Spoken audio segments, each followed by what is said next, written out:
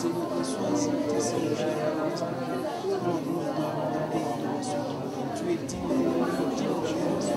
Digne de ces soins, Seigneur Jésus. Nous ne sommes pas dignes de toi, Père éternel, Dieu. Nous dans ton amour, Seigneur Jésus. Jésus, nous avons ton amour. Dans ton amour, Seigneur mon Dieu, on fait toujours là, Père éternel, Dieu, tu nous as créés. Tu dis dans ta parole, Seigneur, que tu nous as esclaves, tu nous as abandonnés. Même si le Père, nos mères nous a abandonnés, même si le monde, Seigneur mon Dieu, nous a abandonnés, Père éternel, mon Dieu, on ne va pas te nous délaisser la jamais, Seigneur Jésus. Tu n'es pas un homme pour mentir, tu n'es pas un homme, Père éternel, mon Dieu, pour revenir sur ta parole, Seigneur Jésus. Pardonne Dieu Tout-Puissant, nous te remercions, Seigneur mon Dieu, pour tes bienfaits, pour ta bonté envers nous, Seigneur, pour ta miséricorde, Seigneur mon Dieu, pour la grâce, Seigneur Jésus. Seigneur.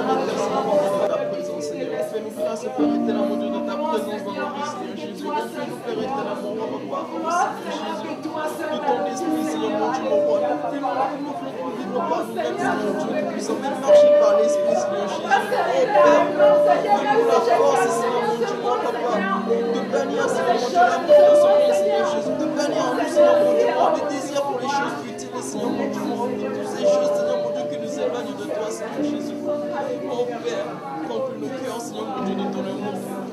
Remplis nos cœurs de désir pour toi seul, Seigneur Jésus, de Nazareth, car Père éternel, mon Dieu.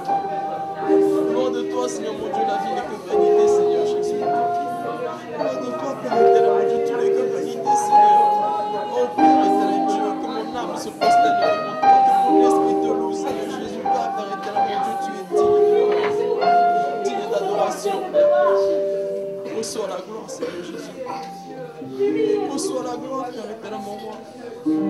Reçois la gloire, Seigneur. Pardonne-nous, Papa.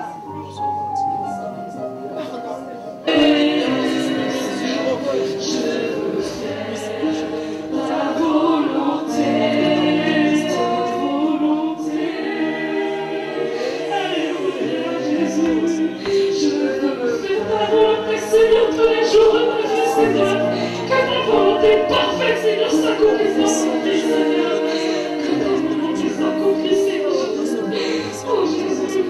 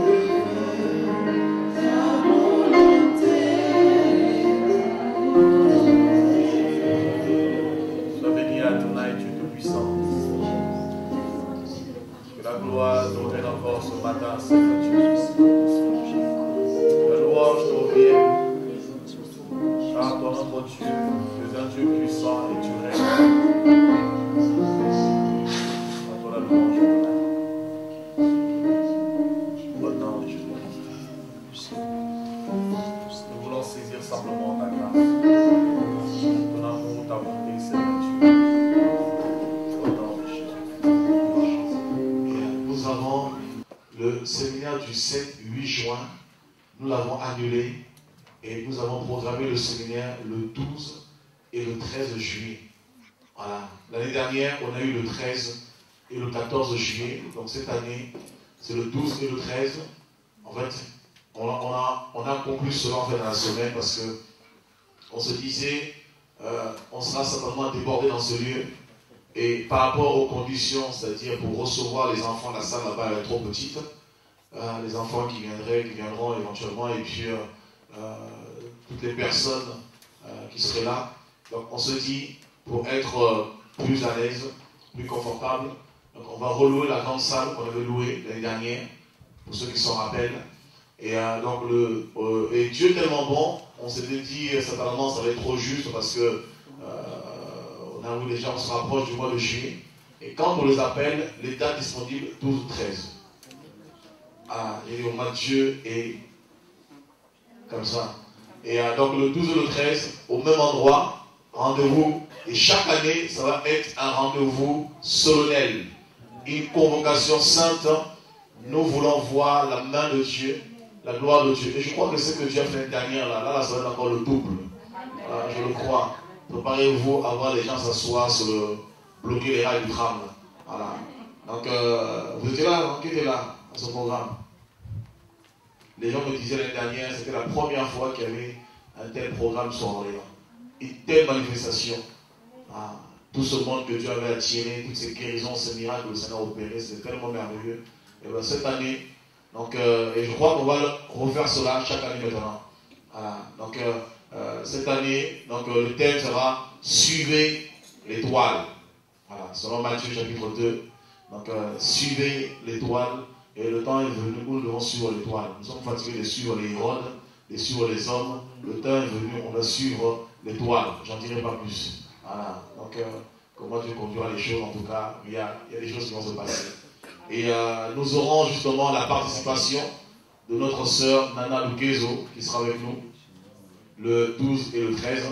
Voilà, donc dimanche dernier, pour le culte ici, donc on s'est rencontrés sur Paris parce que ma femme était invitée à la Gospel célébration. Et donc on s'est rencontrés là-bas. Et donc on On s'est eu dans la semaine. J'ai eu à cœur, je me dis, tiens, comme on fait le programme, ça serait bien de l'inviter. Donc, sans réfléchir, en tout cas, apôtre, il n'y a pas de problème, on sera avec vous. Et puis voilà, donc le 12 et le 13, on aura qui la connaît? D'accord, ça va non? Ça va avec un Dieu, non? Ok, c'est bon. Pas de souci. Ok. Voilà, c'est bon. Tant que le témoignage est bon, c'est le plus important. Voilà. Et j'étais là, en tout cas, elle a chanté aussi. Et c'était vraiment merveilleux. Voilà, j'ai beaucoup apprécié son pas là. Je veux dire, il faut qu'elle nous entraîne à ce pas là de 1, 2, 3, 4, 5 jetés. Et donc, voilà, ce sera un bon moment. On aura aussi l'évangéliste Brice Dongala qui sera avec nous, donc avec son épouse Oli Djamboul. Et on aura aussi le pasteur Douglas Kionjoka, voilà, qui sera avec nous, justement, les deux, et pour nous encourager. Amen. Amen. Voilà, donc vous allez aussi le découvrir, ceux qui ne le connaissent pas. Et voilà, c'est un pasteur avec qui on a évolué, donc ensemble, au sein d'un même ministère. Maintenant, chacun a son ministère, certes, mais on a évolué ensemble, et c'est un frère qui aime le Seigneur. Et à l'époque, j'étais sur Paris, la France, le frère France peut le témoigner. Donc, voilà, c'est aussi un frère que j'ai encadré sur Paris, notamment, et aussi dans l'équipe d'évangélisation aussi. Et voilà, donc ils m'ont vu aussi évoluer, en tant qu'ancien évangéliste, jusqu'à rentrer dans mon ministère apostolique. Voilà, il peut le témoigner. Ça fait combien de temps qu'on se connaît? Plus. Non, depuis Évry. Évry, ça date de. On est parti à travailler en 2001. Enfin, ça fait combien? Ça fait 14 ans qu'on se connaît. Merci, que Dieu te bénisse. Voilà, donc, vous voyez, c'est des gens qui peuvent témoigner, ils connaissent notre témoignage, donc voilà, ils sont plus à même de témoigner et concernant. Bon, bref. Voilà, donc que Dieu soit béni. Et on sert le Seigneur depuis tout jeune, et voilà, depuis l'âge de 19 ans, et on sert Dieu, et puis Dieu fait ces choses. Voilà. En tout cas, ce séminaire, ça sera un bon moment d'édification, d'encouragement. Et je crois, frères et sœurs, Orléans sera touché. Voilà. Je le crois. Le but de ces 2 jours, du 12 et le 13, sera un une convocation sainte. Car la loi a été donnée par Moïse, la grâce et la vérité sont venues par. Amen. Personne n'a jamais vu Dieu. Dieu le Fils unique, qui est dans le sein du Père, et c'est lui qui l'a fait. Ok. Nous allons parler de la grâce de Dieu. Il dit ici, car la loi a été donnée par Moïse, la grâce et la vérité sont venues par Jésus-Christ. Personne n'a jamais vu Dieu. Dieu le Fils unique. Donc ici, quand on dit personne n'a jamais vu Dieu, on parle de Dieu le Père. Mais après, il précise que ce Dieu le Père s'est révélé par le Dieu le Fils. Donc, Jésus-Christ est... Non, je vous pose la question. Jésus-Christ est... Jésus-Christ est... Il est Dieu, il est Fils et il est aussi Père. Amen ou pas amen? Ça peut vous choquer? Quel nouvel? Jésus, il est à la fois Dieu le Père, il est à la fois Dieu le Fils, et il est à la fois Dieu le Saint-Esprit. Amen.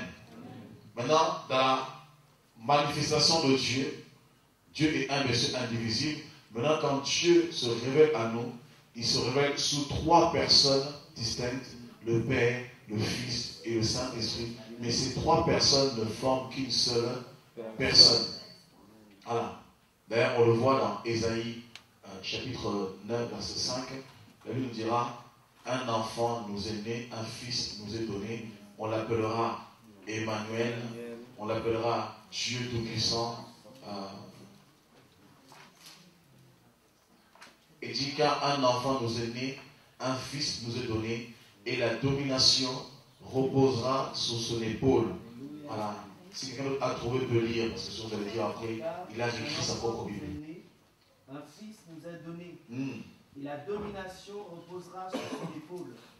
On l'appellera admirable. On l'appellera comment? Admirable. Admirable.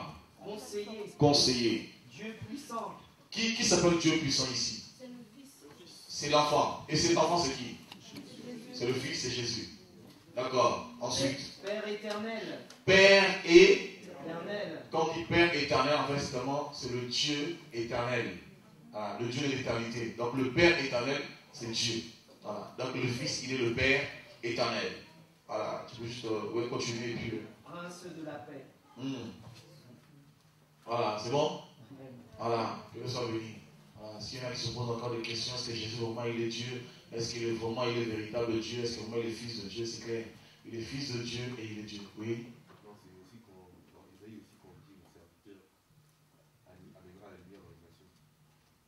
Et c'est serviteur, c'est Jésus encore. Oui, bien sûr. Parce que Jésus, dans Jean 8, 12, il va le confirmer. Hein? Isaïe 9, toujours, à partir du verset 1, il dit: le peuple qui marche dans les ténèbres voit une grande lumière, une lumière resplendissante et tu rends le peuple nombreux. Et quand Jésus est venu, il va confirmer cela, parce qu'il veut dire que la lumière va rentrer au sein du peuple de Nephtali et de Zabulon. Or, la tribu de Nephtali et la tribu de Zabulon, c'est la Samarie, c'est le nord. Voilà. Et dans le nord, il n'y avait pas la lumière, il y avait la paganisation. Et quand Jésus est venu, donc c'est les Samaritains, Jésus est venu apporter la lumière. Et dans Jean 8, 12, il dira: je suis la lumière du monde. Si quelqu'un me suit, ne marchera plus dans les ténèbres, mais il aura la lumière de la vie. Voilà. C'est bon, c'est clair? Voilà, ok. Revenons sur Jean chapitre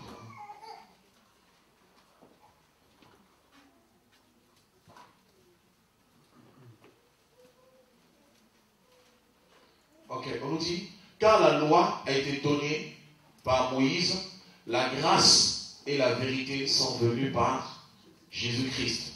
Amen. Personne n'a jamais vu Dieu. Dieu le Fils unique. Donc, ça veut dire quoi, frères et sœurs? La loi n'a jamais pu révéler Dieu. Alléluia. C'est-à-dire que la loi est venue par Moïse. Moïse va recevoir le décalogue, c'est-à-dire la loi. Moïse reçoit la loi, même si la loi a commencé depuis le jardin d'Éden, notamment les lois, toutes les lois sont morales, cérémonielles, tout ce que vous voulez. Ça a commencé dans Genèse. On le voit tout de suite après la chute de l'homme. Dieu va sacrifier un animal pour couvrir l'iniquité de l'homme. Et dans Exode 19 là-bas et puis 20, Dieu va actualiser la loi qui va devenir justement une ordonnance incontournable pour tous les hommes, pour justement conduire, diriger les hommes. Et là, il nous dit: la loi est venue par Moïse.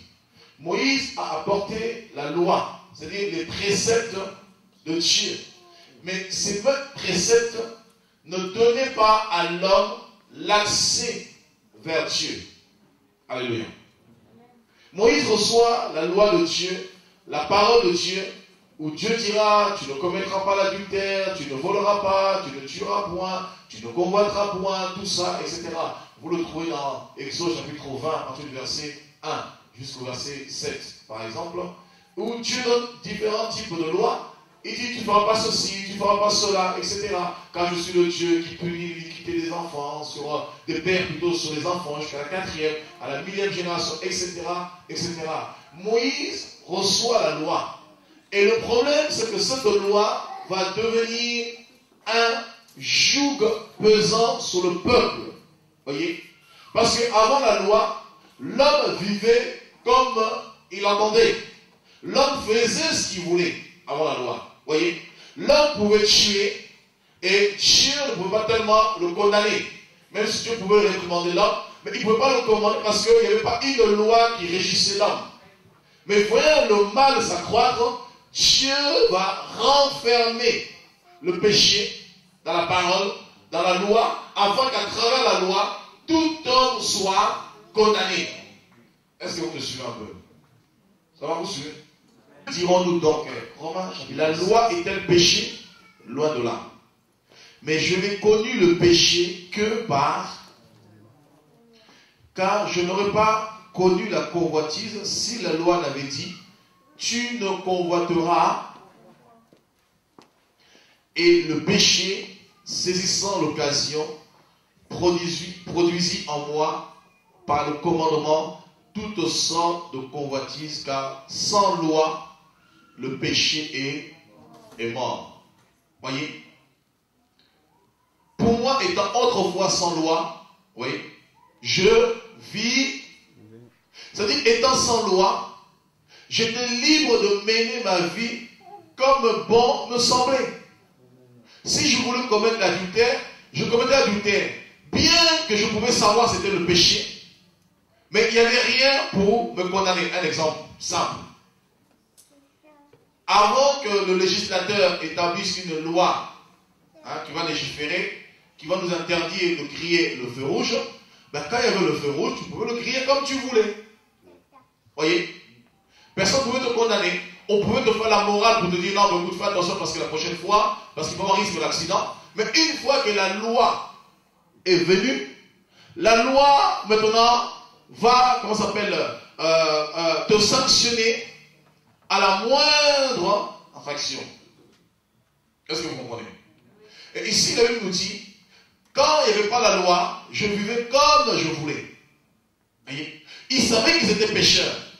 Mais le seul problème maintenant, c'est quoi? Lorsque la loi est venue, la loi a renforcé la puissance du péché.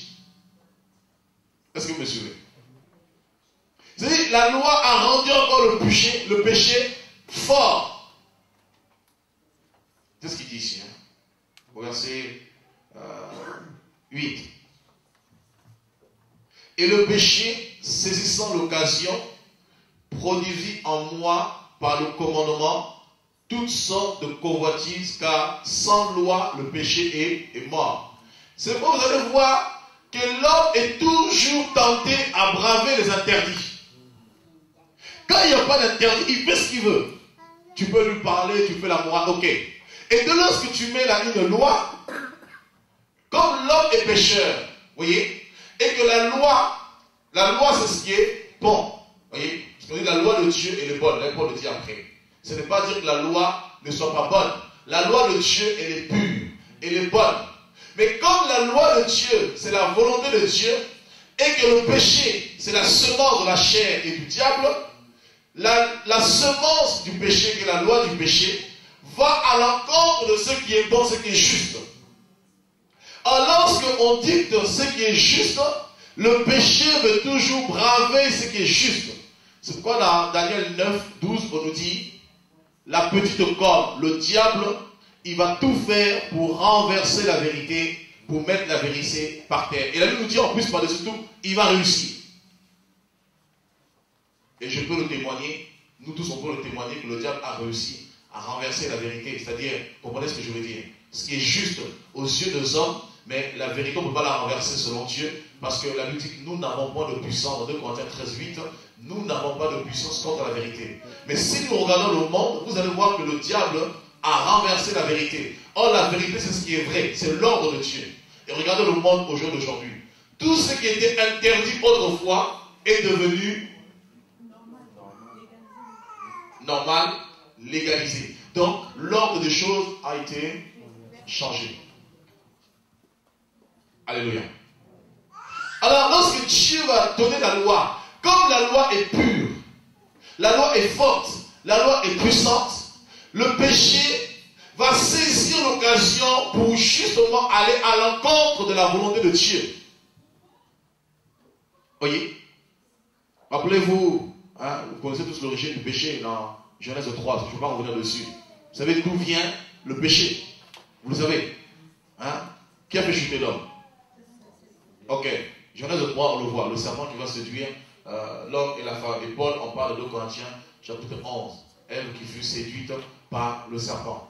Donc, le péché prend vie dans l'homme. Littéralement, la semence du diable.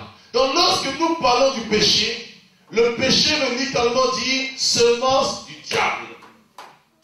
C'est pourquoi la Bible dit, celui qui pêche est du diable. Est-ce que vous comprenez? Pourquoi? Parce que lorsque tu pêches, tu manifestes les œuvres du diable. Alors, comme il y a cette semence dans l'homme, de sa naissance, qu'on appelle le péché originel, eh bien, l'ennemi ne veut pas que tu puisses servir Dieu librement. Il ne veut pas que tu puisses satisfaire les exigences de Dieu.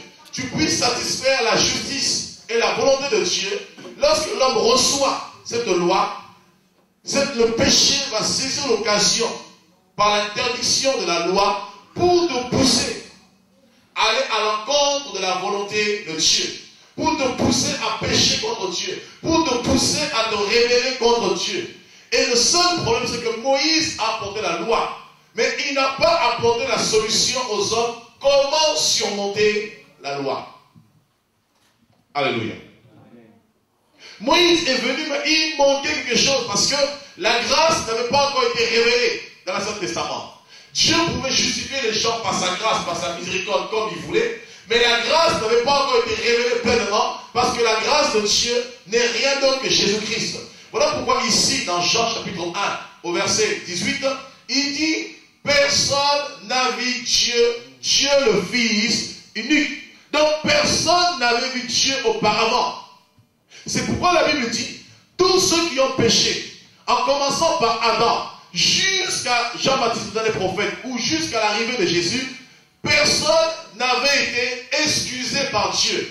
Personne n'avait été pardonné. Tous les hommes qui avaient péché, Abraham, la raison pour laquelle lorsqu'ils mouraient, ils étaient retenus dans ce qu'on appelle le sang d'Abraham. Parce qu'ils ne pouvaient pas vaincre la mort, parce qu'ils étaient pécheurs. Et il fallait que Jésus maintenant puisse les justifier. Et lorsque David avait péché, Salomon, David, Adam, tous ces hommes, aucun a reçu le pardon de Dieu parce que le pardon ne s'acquiert que par la grâce de Dieu. Que Dieu a décidé par son sang à être pour ceux qui croiraient victimes propitiatoires. Verset. La suite. Propitiatoire, ensuite, afin de montrer sa justice, parce qu'il avait laissé impunis les péchés commis auparavant au temps de sa patience, afin, dis-je, verset 26 dit, de montrer sa justice dans le temps présent de manière à être juste. Ok. Oui, de manière à être juste. Tout en justifiant celui qui a la foi en Jésus. Verset 27. Où donc est le sujet de se glorifier? Il est exclu. Okay. Par quelle loi? Par la loi des œuvres? Non, mais par la loi de la foi. Ok, amen. Amen. Alors tu gardes mon micro, je prends ce micro-ci, celui-ci, et tu feras la lecture à chaque fois.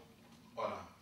Ici il nous dit, car tous ont péché et sont privés de la gloire de Dieu. Au verset 22, on nous dit, il n'y a point de distinction.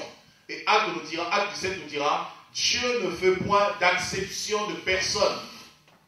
Et Romains 5,12 nous dit, par la désobéissance d'un seul, tous les hommes ont été rendus coupables.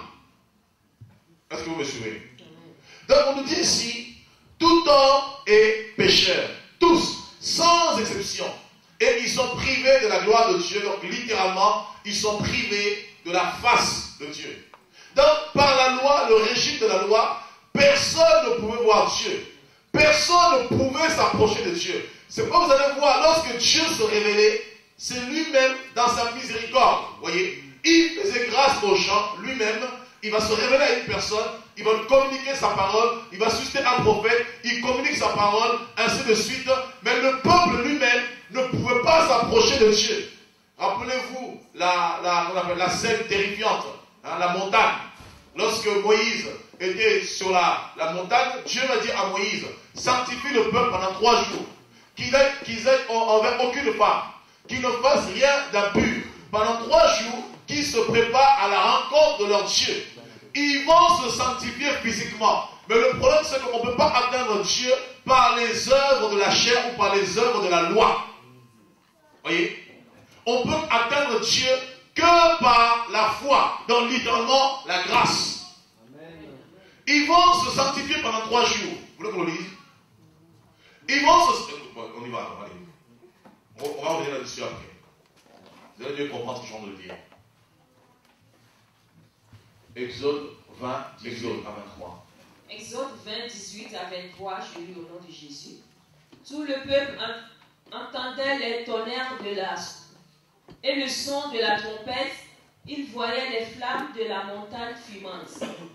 À ce spectacle, le peuple tremblait et se tenait dans l'éloignement. Ils dirent à Moïse, « Parle-nous de toi-même et nous écouterons.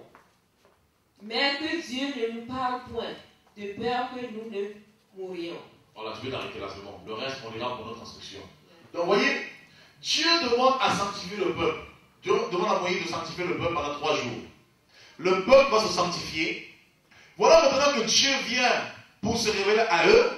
Le même peuple voit la montagne toute tremblante en fumée. Parce qu'on dit que lorsque Dieu parlait au son de sa voix, c'était comme des grondements d'eau, un tremblement de terre. C'était comme des coups de tonnerre. C'est comme le feu. Vous voyez, il y avait de la fumée sur la montagne.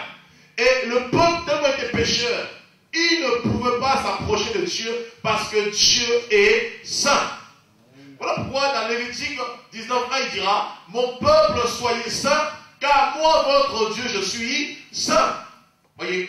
Mais malgré cela, il ne pouvait pas s'approcher de Dieu. Parce que la sainteté de Dieu est tellement grande que les choses matérielles ne peuvent pas te permettre de t'approcher de lui. C'est pourquoi 1 Corinthiens 15 nous dit, la chair et le sang ne peuvent hériter le royaume de Dieu. Tu peux faire toutes les ablutions du monde que tu veux. Tu peux sacrifier tous les taureaux. Ils ne peuvent pas te rapprocher de Dieu. Pourquoi?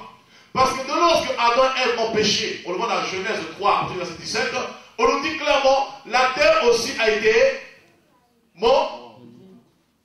La terre a été maudite. Dieu a maudit la terre. Donc littéralement, les animaux même que les hommes sacrifiaient, par lesquels ils devaient s'approcher de Dieu, ces animaux aussi étaient maudits. Alléluia. Donc tout ça, Dieu avait permis ces choses juste pour apaiser sa colère, pour ne pas que dans sa fureur, qu'il puisse tuer tous les hommes. Voyez un peu. C'est pourquoi Romains 3, on revient dessus. Je veux que vous puissiez dessus, hein, pas comme il faut, parce qu'il faut qu'on saisisse les choses. Dans Romains 3, la sœur dira tout à l'heure, dans Romains 3, 23, tous ont péché, sans prouver la grâce de Dieu. Et le verset 4 nous dira, et ils sont gratuitement justifiés, hein, par le moyen de la foi et dans la grâce qui est en Jésus-Christ.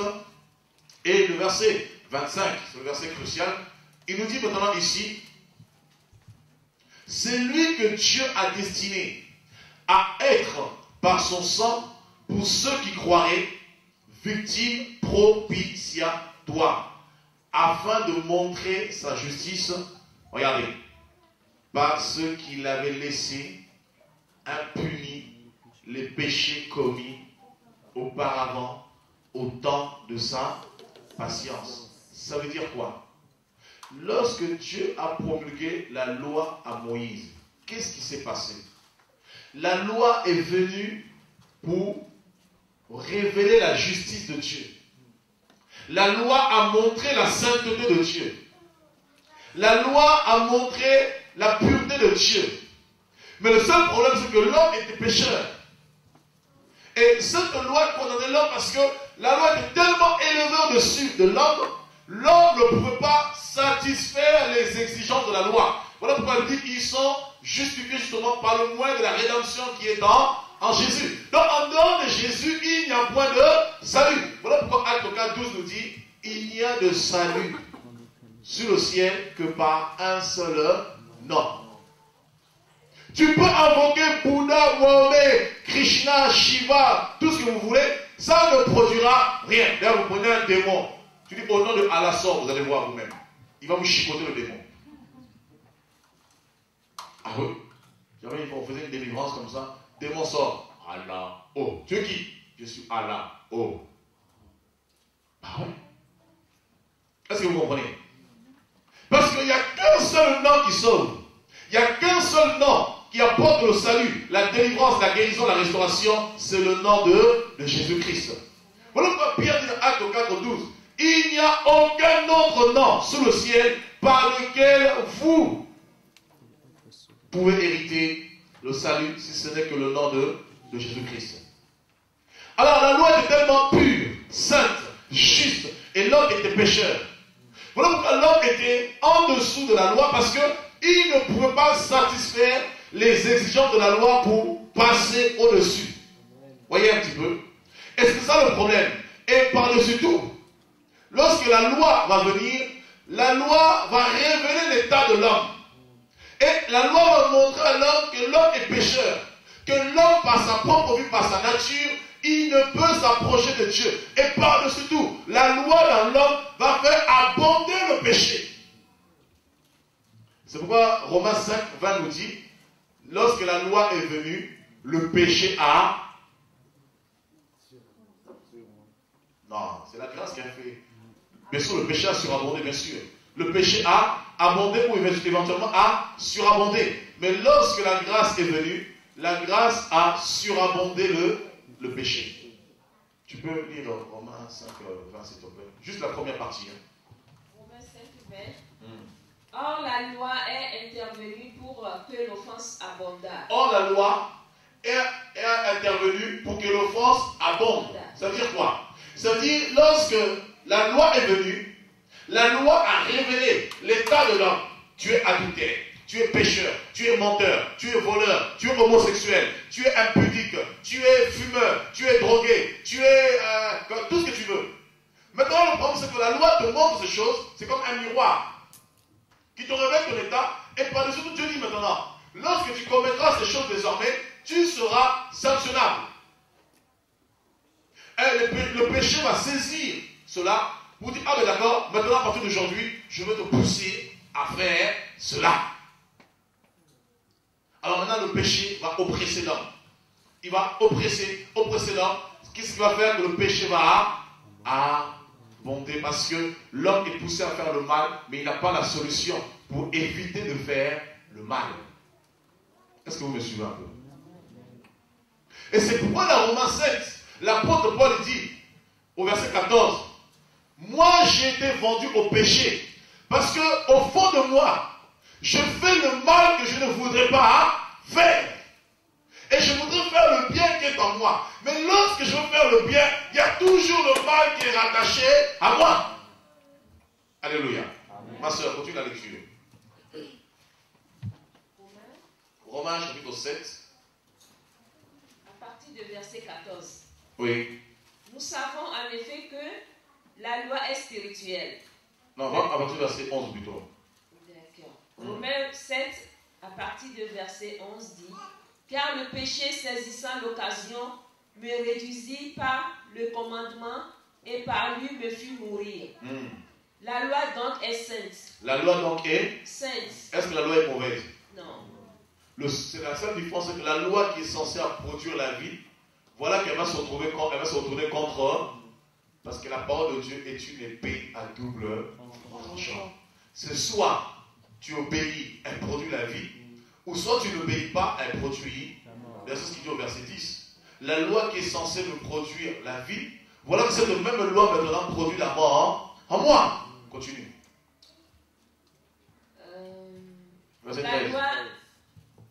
La loi donc est sainte, et le commandement est saint, juste et bon. Ce qui est bon a-t-il donc été pour moi une cause de mort? Loin de là. Mais c'est le péché afin qu'il se manifestât comme péché en me donnant la mort par ce qui est bon, et que par le commandement il devint condamnable au plus haut point. Nous savons en effet que la loi est spirituelle, mais moi je suis charnel, vendu au péché, car je ne sais pas ce que je fais. Je ne fais point ce que je veux, et je fais ce que je hais. Regarde, car je ne sais pas ce que je fais. Au verset 14. Nous savons en effet que la loi est spirituelle, mais moi je suis charnel, vendu au péché. Car je ne sais pas ce que je fais. Je ne fais point ce que je veux, et je fais ce que je hais. Alléluia. Tu es là comme ça chez toi, tout va bien, tu parles avec ta femme, tout le monde, d'un seul coup, bah, il faut que je fume. Il faut que je fume. Au fond de toi, tu ne veux pas.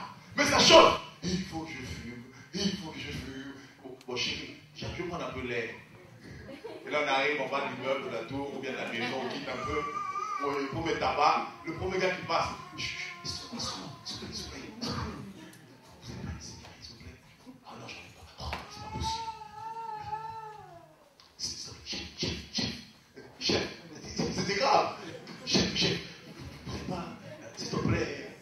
carreau, s'il te plaît.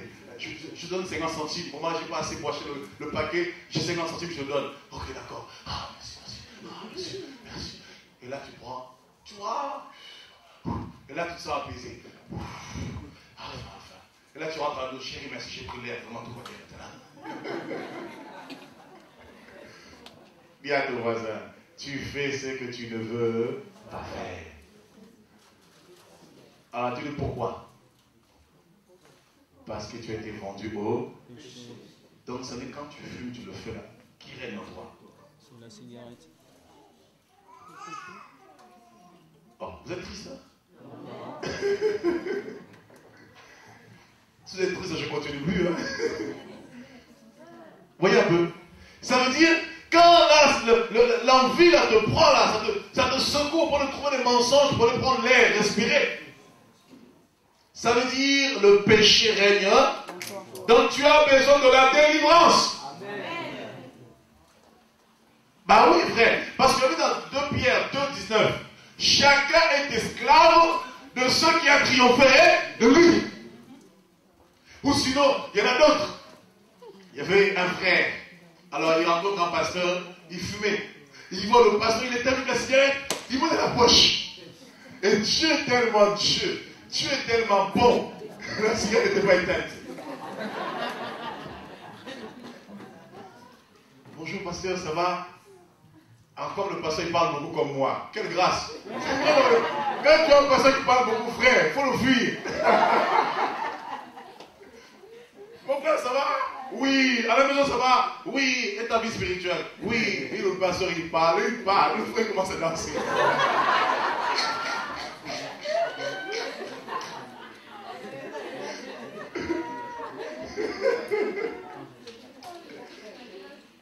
Mais qu'est-ce qu'il y a, frère? Non, non, ça va, pasteur, ça va. Ça va.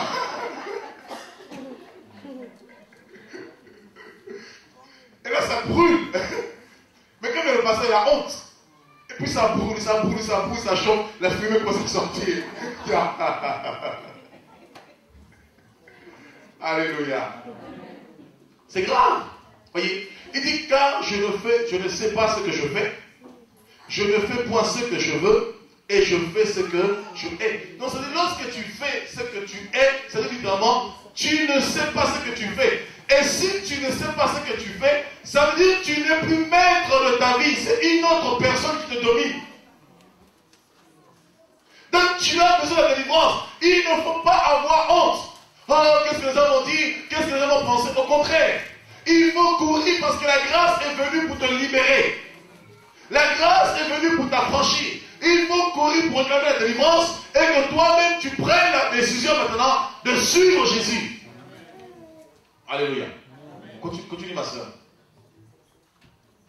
Verset 16. Verset 16 dit, or si je fais ce que je ne veux pas, je reconnais par là que la loi est bonne. Et maintenant ce n'est plus moi qui le fais, mais c'est le péché qui habite en moi. Voyez? Donc ce n'est plus moi qui le fais, mais c'est le péché qui habite en moi. Il y en a qui sont des champions. Il prend une canette de Coca-Cola et ça met le vin, le whisky. Non, ça va frère, moi je suis vraiment abonné au Coca-Cola. On trouve des stratégies, des combines. Ouais, un petit peu. Dis à ton voisin, c'est le péché qui agit. Non, parce que moi je bois que du coca. Et puis il me dit, moi je ne bois que du coca. Mais Dieu est tellement bon, l'odeur sort toujours. C'est ça qui est merveilleux avec le Seigneur.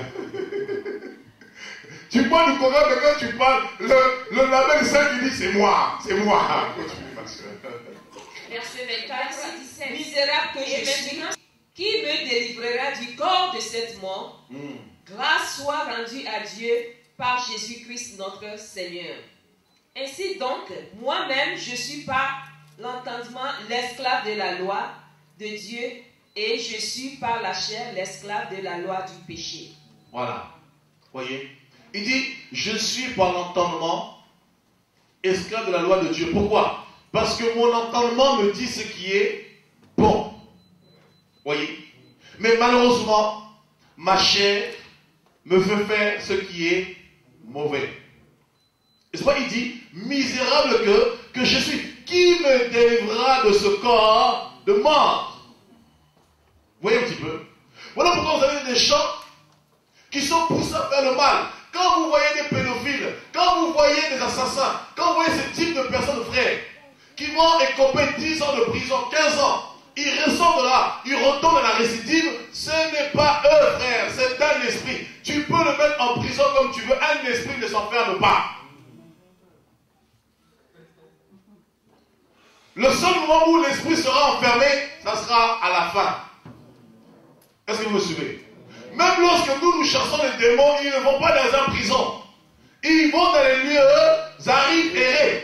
Et quand ils ça et là, ils ne trouvent pas de repos, qu'est-ce qu'ils font? Ils vont tout faire pour retrouver un autre corps, posséder le corps et pousser ces personnes à commettre les meurtres, à faire le mal. Donc si quelqu'un vous dit, je chasse un démon, je l'enferme en prison spirituelle, ce n'est pas biblique. Le seul moment où les démons seront emprisonnés, seront enfermés, ça sera lorsque Jésus va lier Satan pendant 1000 ans, selon Apocalypse 20, et le lac de feu. Là, il n'y aura plus de démons, c'est fini, c'est fini. Lorsque ce sera déjà, ce sera déjà manifesté. Vous voyez un petit peu? Et ici, Paul nous dit, justement, l'homme a été vendu au péché. L'homme a été vendu au mal. Voilà pourquoi l'homme, il est incapable de satisfaire la parole de Dieu. Quelles que soient les religions confondues, vous pouvez être bouddhiste, soi-disant considéré comme une philosophie, même si je le considère comme une religion. Être bouddhiste, être musulman, tout ce que vous voulez. Toutes les religions de la terre vous montrent ce qui est bon. Toutes les religions de la terre vous montrent la moralité. Or, la moralité, c'est ce qui est bon. C'est ce qu'il faut faire. Mais toutes ces religions ne montrent pas à l'homme comment vaincre le mal par le bien. Est-ce que vous me suivez? Toutes les religions confondues, toutes les philosophies confondues, montrent aux hommes ce qui est bien. C'est normal parce que tous imitaient la Bible, c'est normal. Au commencement était la parole était avec Dieu et la parole était Dieu. C'est Dieu qui a parlé le premier. Et tous ceux qui sont venus après, ils ont fait que s'inspirer de la parole de Dieu. Mais le seul problème, c'est la raison pour laquelle Jésus était un mystère. Parce que Satan pouvait imiter la loi, mais la grâce, il ne peut plus imiter la grâce, parce que la grâce ne se révèle que dans une seule personne, c'est Jésus-Christ. C'est pourquoi les apôtres ont dit, si ces gens connaissaient le Seigneur de gloire, s'ils l'avaient reconnu comme tel, ils ne l'auraient jamais crucifié. Mais maintenant, ils l'ont crucifié pour que nous soyons libérés. Est-ce que vous me suivez?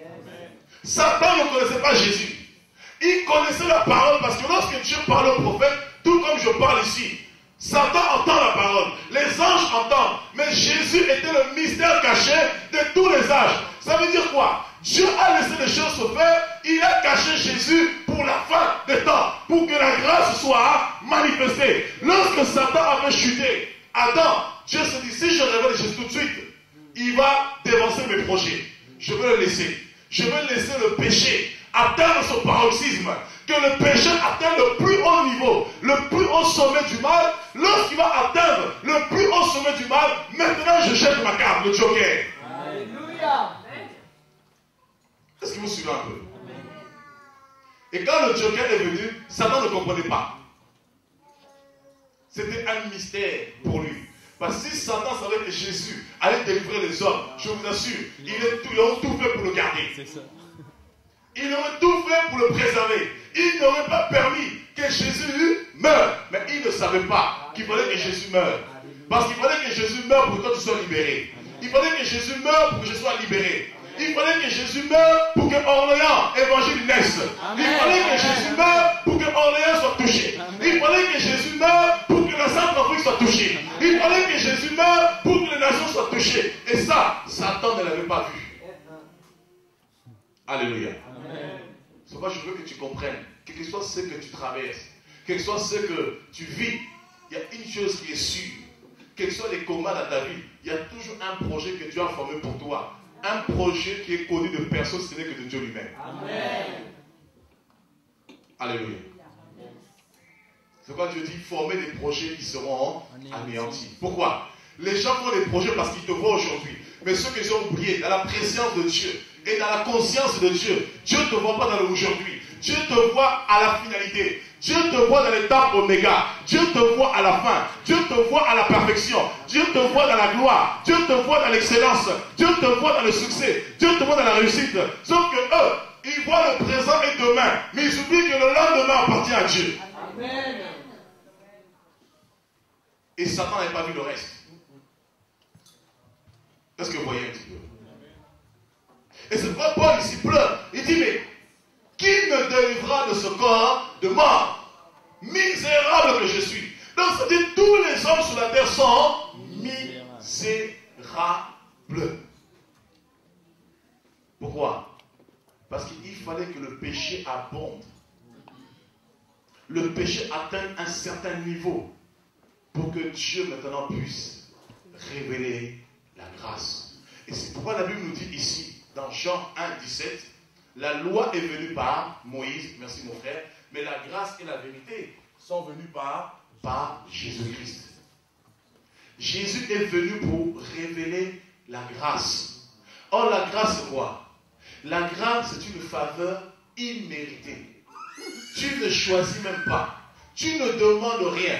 La grâce, c'est quoi? C'est la révélation de Dieu. Regardez dans Galates. Prenons Galates. Vous allez comprendre les choses. Galates chapitre 3, verset Avant que la loi vint, 23 à 24. nous étions enfermés sous la garde de la loi. Avant que la loi vienne, nous étions enfermés sous la garde de la loi. Ok, continue. En vue de la loi qui devait être révélée. Non.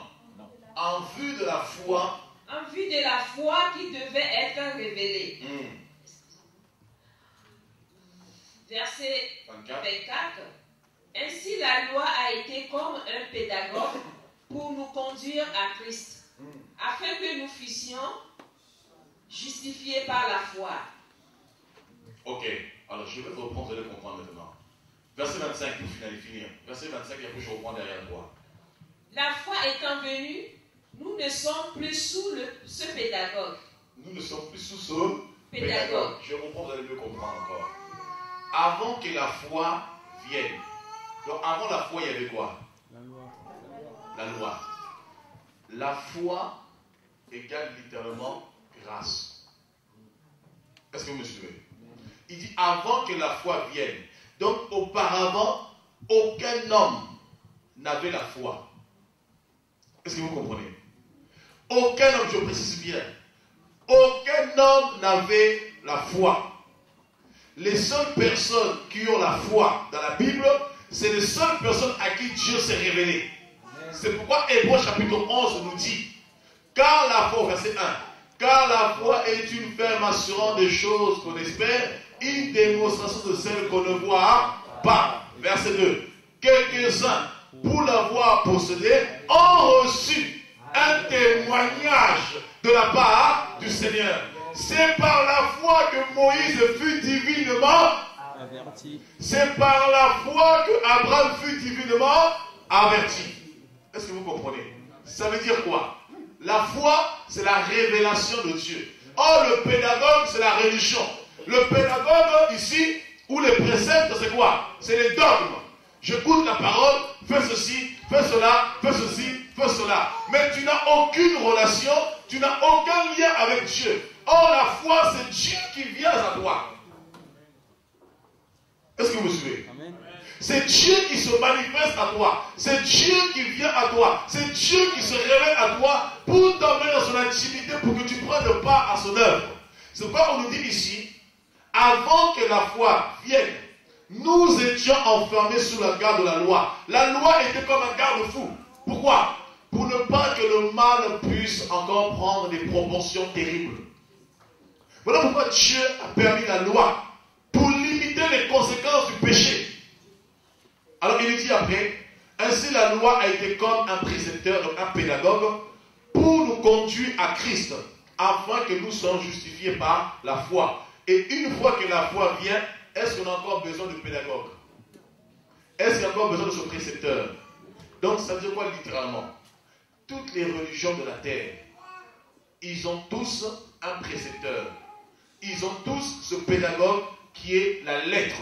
Or, la Bible dit, la lettre tue, mais l'esprit vivifie. Donc, toutes les religions de la terre, toutes les philosophies, c'est de la pédagogie. C'est pourquoi Jésus a dit à Simon-Pierre, dans Matthieu 16, Simon-Pierre, ce ne sont ni la chair, ni le sang qui t'ont révélé ces choses, mais c'est mon Père qui est dans les cieux. Pourquoi? Parce que pour saisir la foi, lorsque Jésus dira à Simon-Pierre, aux apôtres qui étaient avec lui, qu'est-ce que les hommes disent de moi? Au verset 13 de Matthieu 16.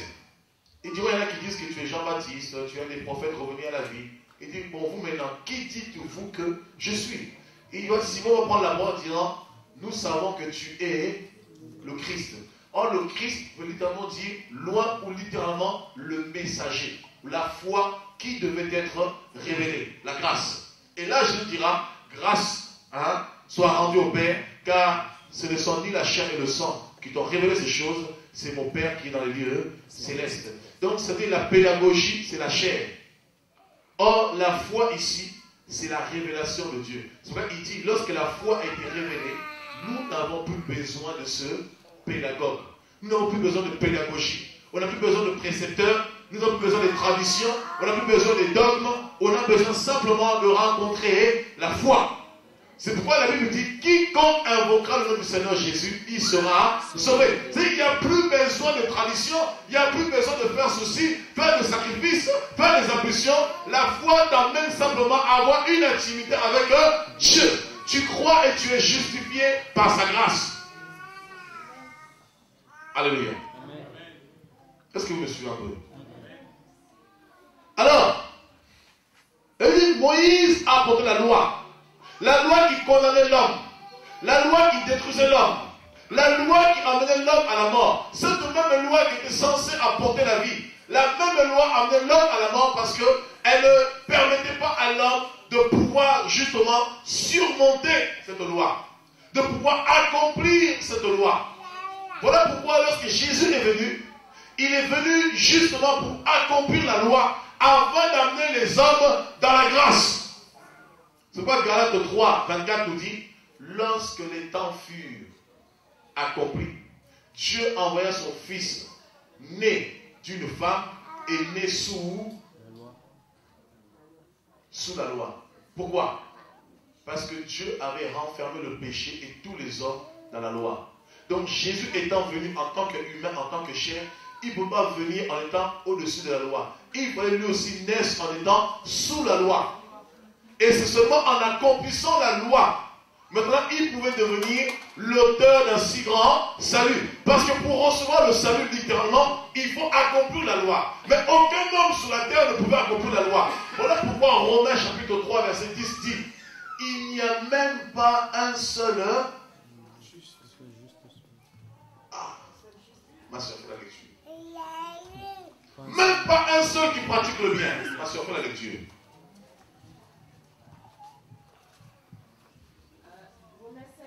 Non, Romains 3. Verset 10. Selon ce qu'il est écrit, il n'y a point de juste, pas même un seul. Selon ce qui est écrit, il n'y a point de juste, pas même un seul. Continue. Nul n'est intelligent, nul ne cherche Dieu. Tous sont égarés, tous sont pervertis. Il n'en est aucun qui fasse le bien. Pas même un seul. Ah, je vais reprendre maintenant. Selon qu'il est écrit, il n'y a point de juste, pas même un seul. Nul n'est intelligent, nul ne cherche Dieu. Tous sont égarés, tous sont pervertis. Il n'en est aucun qui fasse le bien, pas même un. Dieu s'adresse à qui ici? Il s'adresse à qui? Aux hommes. Donc il n'y a même pas un seul qui fasse le bien. Comme Paul disait, car ce qui est bien, la loi de mon entendement, de l'Esprit de Dieu est en moi, mais je ne peux le faire. Donc il n'y a même pas un seul qui fasse le bien. Et c'est la raison pour laquelle Jésus est venu, pour justement révéler la grâce de Dieu, afin que par lui, nous puissions accomplir la justice de Dieu. Afin que par lui, nous puissions accomplir la parole de Dieu. Afin que par lui, nous puissions vivre la parole de Dieu. Que la parole ne soit pas seulement la loi de notre entendement, mais que la parole devienne maintenant notre vie. Voilà pourquoi Jésus dans Jean 6, 63, mes paroles sont esprit, l'entendement, mais en plus de l'esprit, mes paroles sont en vie. Parce que tu peux recevoir la parole de ton entendement sans forcément la vivre. Et le problème des hommes, c'est qu'aucun homme pouvait vivre la parole de Dieu. Et c'est la raison pour laquelle Jésus est venu. Il est venu révéler la grâce. C'est pourquoi Tite 2,11 nous dit, la grâce de Dieu, source de salut pour tout homme, a été manifestée. Maintenant, qu'est-ce qu'elle nous enseigne? Prends la Bible, ma soeur. Tite, chapitre 2. En attendant la bienheureuse espérance et la manifestation de la gloire du grand Dieu et de notre Sauveur Jésus-Christ, qui s'est donné lui-même pour nous, afin de nous racheter de toute iniquité et de se faire un peuple qui lui appartienne, purifié par lui et zélé pour les bonnes œuvres. Voilà. Amen. Car la grâce de Dieu, source de salut pour les hommes, a été manifestée. Elle nous enseigne à renoncer à l'impiété. Bien sûr, tout ce qui est contraire à la piété. Et aux convoitises mondaines. Et à vivre dans le siècle présent selon la sagesse, la justice et la piété. On va s'arrêter sur le livre de Tite. Écoutez frère, Paul disait dans Romains 7, misérable que je suis, qui me délivrera de ce corps de mort, ce corps de péché? Et Romains 8 verset 1 donne la réponse. Désormais, il n'y a plus de condamnation pour ceux qui sont en Jésus-Christ. Car la loi de l'esprit de vie en Jésus m'a libéré de la loi du péché et de la mort. Donc ça veut dire quoi? Lorsque Jésus est venu, il est venu révéler la grâce de Dieu. Or la grâce de Dieu c'est quoi littéralement? C'est le substitut de Dieu. C'est-à-dire Dieu a pris une personne pour se substituer à ta place. Là où la loi avait déclaré la mort dans ta vie, Jésus lui-même qui est Dieu, le Fils qui était un mystère caché, il va se dépouiller de sa gloire, de sa puissance, selon Philippiens 2,5. Il prend la forme humaine comme toi, il va se sacrifier à ta place. Donc littéralement, Jésus vient accomplir toutes les exigences de Dieu à ta place. Afin que lorsque toi tu croirais en lui, parce que vu que tu as été vendu au péché, il est impossible pour toi, malgré tous tes efforts. C'est pourquoi Ephésiens 2,8 dit, c'est par la grâce que vous êtes sauvés, par le moyen de la foi. Cela ne vient pas de vous, ce n'est ni par les œuvres, afin que personne ne se glorifie. C'est-à-dire que quelles que soient toutes les bonnes œuvres que tu peux opérer, ces œuvres ne pourront jamais t'amener au salut, parce que le seul moyen pour acquérir le salut, le seul moyen que Dieu a donné aux hommes, c'est la grâce. Et cette grâce est automatiquement le moyen de la foi. Donc la grâce égale foi. Est-ce que vous me suivez? Donc si tu refuses le moyen choisi par Dieu, si tu refuses ce que Dieu a mis devant toi pour être sauvé, littéralement tu refuses ton salut. Voilà pourquoi en dehors de la grâce qui est en Jésus, personne ne peut être sauvé. Nulle créature ne peut être sauvée. Alléluia. Est-ce que vous me suivez? C'est pourquoi Paul dira, grâce soit rendue à Dieu, car désormais, il n'y a plus de condamnation pour ceux qui sont en Jésus-Christ. Car la loi de l'esprit de vie, en qui? En Jésus. Il n'a pas seulement dit la loi de l'esprit, parce que la loi de Dieu est esprit. Puisqu'il dit la loi est spirituelle. Or, ce qui est spirituel, c'est de l'esprit. Mais il ne dit pas la loi de l'esprit, mais il dit la loi de l'esprit de vie en Jésus.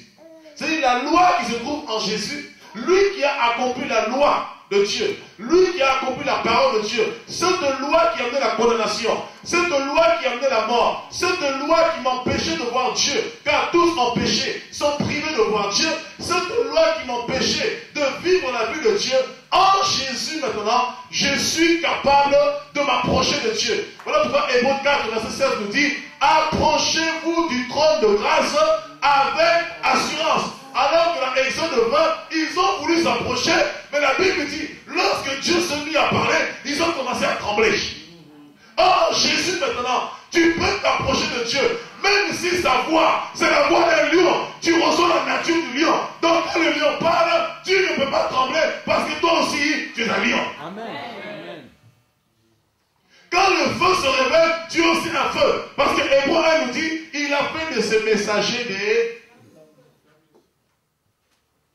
C'est-à-dire littéralement, tu reçois la nature de Dieu. Quand Dieu se révèle comme un feu, tu deviens comme un feu. Parce que vous êtes de la même nature. Quand Dieu se révèle comme un lion, tu es aussi comme un lion. Quand Dieu se révèle comme un aigle, tu n'es plus un pigeon, tu deviens aussi l'aigle. Tu peux voler avec lui. Lorsque Dieu... Mais c'est une vérité, frère. En fait, Jésus s'est sacrifié pour nous donner la nature de Dieu. Pour mettre en nous la nature de Dieu. Parce que pour s'approcher de Dieu, il faut être comme lui. Or, le péché nous prive de Dieu parce que nous ne sommes plus de la même nature.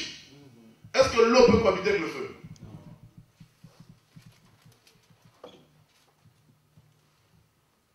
Alors, tant que tu ne connais pas Jésus, je ne parle pas intellectuellement, tant que tu ne vis pas Jésus, tu ne pourras pas expérimenter la vie de Dieu. Et Dieu a apporté la grâce pour que la grâce nous libère du péché. Et une fois que tu rencontres véritablement Jésus, automatiquement tu es libéré. Et si tu continues à vivre le péché, ça veut dire que tu crucifies à nouveau le Fils de Dieu. Et tu rejettes l'œuvre que Dieu a accomplie pour ta vie. Parce que Tite 11 nous dit, la grâce de Dieu, source de salut. C'est-à-dire, pour être sauvé, il n'y a pas 2-3 moyens. C'est la grâce de Dieu. Et cette grâce nous enseigne à renoncer à la piété. Tout ce qui est contraire à la piété, tout ce qui est contraire à ce qui est bon. Être pieux, ce n'est pas ce qui est bon. Tout ce qui est contraire à ce qui est juste. La grâce de Dieu vient nous enseigner à vivre dans la justice de Dieu. La grâce de Dieu vient nous enseigner à vivre dans la sanctification, à vivre dans la crainte de Dieu, à renoncer à tout fardeau et tout péché qui puisse nous envelopper facilement. Et ensuite, il dit après, au convoitisme mondaine, chose qui était impossible, et à vivre dans le siècle présent selon la sagesse. Regardez, selon la sagesse, la justice et la piété, tout en attendant la bienheureuse espérance et la manifestation de la gloire de notre grand Dieu et Sauveur Jésus. Donc, c'est-à-dire, en attendant le retour du Seigneur Jésus-Christ, la grâce de Dieu a pour but de nous faire vivre au siècle présent dans la justice, au siècle présent dans la piété et au siècle présent dans la sagesse. Qu'est-ce que la sagesse? Si ce n'est que le fait de craindre Dieu. Car elle dit la crainte de l'Éternel, c'est le commencement de la sagesse. Qu'est-ce qui est la justice? Si ce n'est que ce que Dieu dit.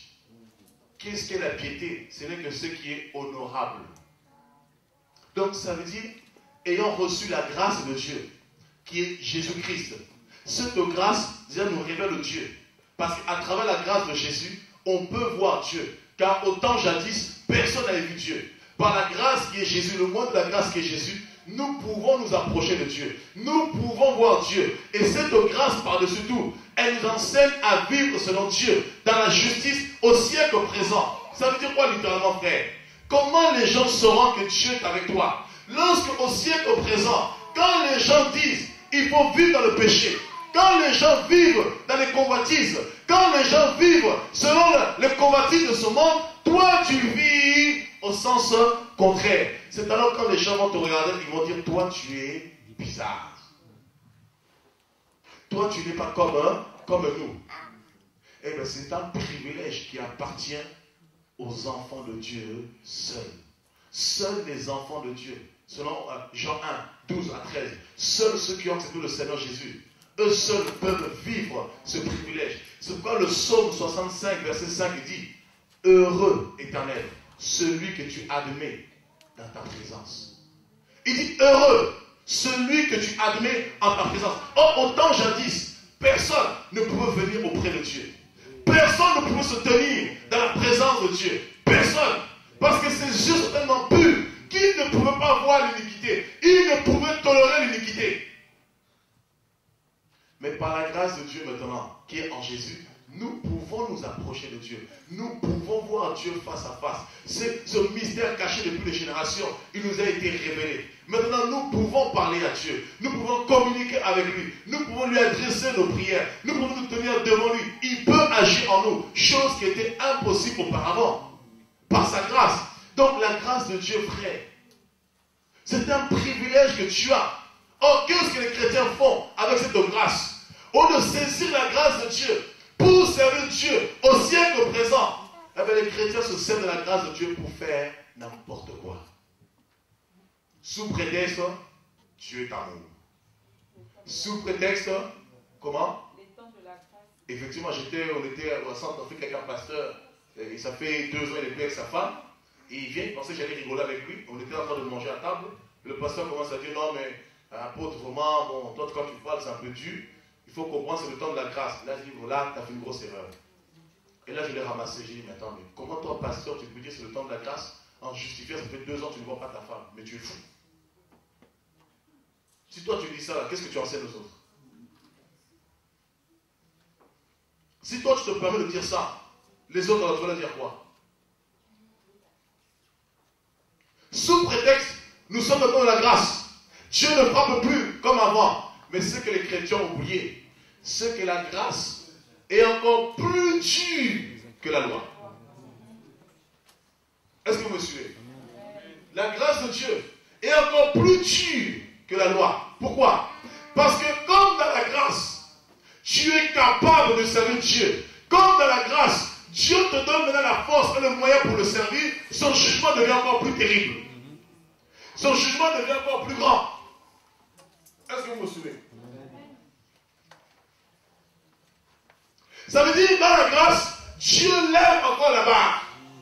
Dans la grâce, ce jugement devient encore terrible. C'est pourquoi la Bible dit, à celui à qui on a beaucoup donné, on demandera aussi beaucoup. C'est pourquoi, contrairement à toi et les païens seront plus facilement sauvés que toi. Pourquoi? Parce qu'eux ne connaissent pas Dieu. Ils sont étrangers à la vie de Dieu. Le fait qu'ils sont ignorants, ils font des choses par ignorance. Or, toi, quand tu pêches, tu sais que ce que tu fais est mauvais.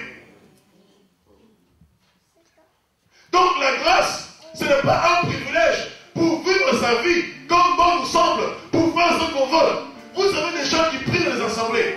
On leur prêche la parole du matin au soir. Alléluia, prêche, c'est la vérité. Mais quand ils sortent de là, quand ils sont dans la cité, leur vie devient pire. Vous avez des chrétiens qui souffrent plus que les païens.